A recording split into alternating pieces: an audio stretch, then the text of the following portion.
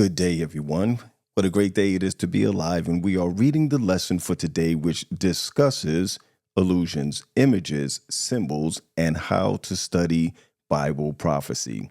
Today is Tuesday, April 22nd, given what you asked for. As originally established, Israel was not to have a human monarch the way the other nations did. In time, however, Israel's faith faltered and they found themselves pining for the things that the nations or the Gentiles had.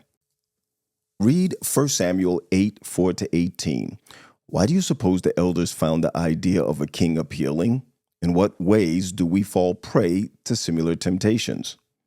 It is important to notice that the request for a king was a rejection of God's reign over his people. As established, the nation was to answer directly to the Creator, and their relationship to Him was to be put on display through the sanctuary and its services, among other things. By requesting a king, they would bring the same kinds of suffering on themselves that the Gentile kingdoms experienced: military conscription in the king's wars, confiscation, taxation, and other ills. They would discover that humans tend to rule in their own favor instead of benevolently as God does.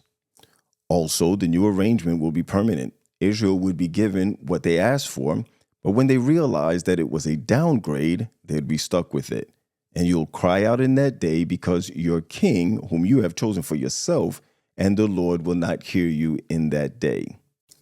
God knows the weakness of his people, and he predicted early on that Israel would request a human king. They did, and so much of sacred history is the story of the consequences of that choice. Read Deuteronomy 17:14-20. Notice that God does not say, "I will give them a king," but rather his people decided that they wanted one. God put safeguards in place to protect his people from some of the evils of human government, though, as the history of the nation and its king showed, the safeguards often were ignored.